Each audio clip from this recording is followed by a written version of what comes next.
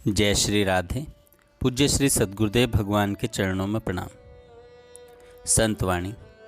समस्त वासनाओं पर विजय प्राप्त करना बहुत छोटी बात है। बड़ी इसलिए नज़र आ रही है क्योंकि सबसे बड़ा महिमा में जो अद्भुत चमत्कारी प्रभु का नाम है, हम उस नाम का रटन नहीं करते। केवल शास्त्रों की बातें सुन लेने से इतनी सामर्थ्य नहीं आती कि हम विषय प्रपंच पर विजय प्राप्त कर सकें। वह बल केवल नाम सुमिरन से, भगवत सुमिरन से आता है। जो रात दिन नाम भगवान का रटन करते हैं, समस्त शास्त्रों का ज्ञान उनके हृदय में स्वतः प्रकाशित हो जाता है। अधिक से अधिक हम प्रभु के नाम का जप करें, यह सबसे श्रेष्ठ और समर्थ साधन है।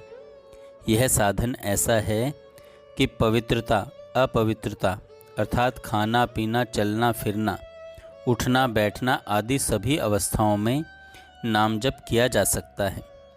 ठाड़े बैठे पड़े उताना, कह कबीर हम रहें ठिकाना। खड़े हैं बैठे हैं पड़े हैं कार्य कर रहे हैं शौच कर रहे हैं, मन ठीक है या नहीं है इससे कोई लेना देना नहीं। बस निरंतर प्रभु का नाम रटिए। समर्थ साधन है यह नाम। यदि नाम जपने में रुचि हो जाए तो फिर क्या कहना। बहुत कृपा का अनुभव कराने वाला है नाम। ऐसा न सोचें कि नाम में मन लगे तभी फल प्राप्त होगा। ऐसा नहीं है। जैसे कोई भी अमृत के कुंड में जान के कूद जाए या कोई धकेल दे या वह फिसल के चला जाए तो भी वह अमर हो ही जाएगा। जैसे किसी का मन लगे या न लगे, भोजन पाने से पेट भर ही जाएगा। ऐसे ही कोई भाव से कुभाव से अनख आलस होकर भी यदि नाम जप करे तो भी वह अमरत्व को प्राप्त हो जाएगा, वह महा आनंद को प्राप्त हो जाएगा। उसके लिए दशों दिशाएं आनंदमयी मंगलमयी हो जाती हैं।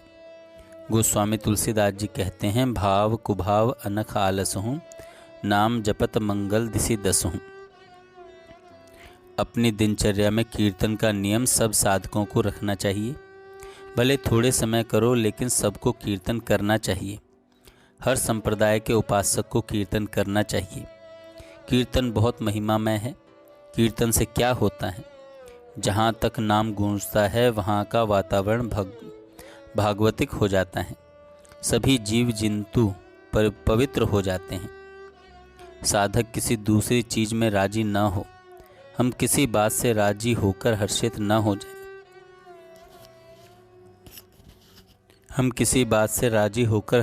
हो जाएं। नहीं तो भजन छूट जाएगा। उदासी कम हो जाती है तभी भजन छूटता है। ये उदासी खिन्नता बढ़नी चाहिए। कोई भी भोग, कोई भी व्यक्ति, कोई भी वस्तु, कोई भी पद हमारी उदासी को न मिटा पाए। साधक कहीं किसी भोग वस्तु व्यक्ति पद स्थान के मिलने से हर्षित न हो। साधक को सबसे उदासीन गंभीर और शांत होना चाहिए। साधक के हृदय में एक आग लगनी चाहिए कि अभी आत्मस्वरूप का बोध नहीं हुआ, भगवान के चरणारविंद का साक्षात्कार नहीं हुआ। हम कैसे हंसें, कैसे खेलें? जिस क्षण ऐसी विकलता आ जाएगी कि हे प्रियतम अब जी नहीं सकता आपके बिना, उसी क्षण प्रभु भी आपके बिना नहीं जी सकते। उसी क्षण आपको भगवान का साक्षात्कार हो जाएगा। इसमें अत्यंत विरह विकलता की आवश्यकता है। अत्यंत विकलता की अवस्था में भगवत दर्शन अर्थात भगवत रूप का साक्षात्कार होता है। जब गोपियों ने व्याकुलता पूर्वक रुदन किया तो उसी समय श्री कृष्ण प्रकट हो गए। आपके अंदर मिलन की व्याकुलता में जो कमी है वही भगवत साक्षात्कार नहीं होने दे रही है। जब तक आपका प्रभु के बिना काम चल रहा है तो वह अंतर्यामी है, सब देख रहे हैं, इसलिए वह नहीं मिलते। जिस दिन आप प्रभु के बिना नहीं रह पाओगे उस दिन प्रभु भी आपके बिना नहीं रह सकते। इसलिए इतनी व्याकुलता चाहिए जैसे जल में थोड़ी देर किसी को डुबो तो श्वास लेने के लिए जैसे वह एकदम व्याकुल होता है, ऐसी ही व्याकुलता चाहिए। अपने हृदय में झांक कर देखिए कि क्या कभी ऐसी व्याकुलता आपके अंदर आई? क्या कभी ऐसा लगा कि प्रभु नहीं मिलेंगे तो प्राण निकल जाएंगे? क्या कभी ऐसा लगा कि प्रभु के बिना कुछ अच्छा नहीं लग रहा? आप ध्यान से देखिए।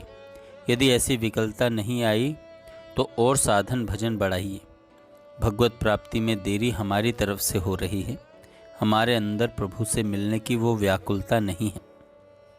जय श्री राधे।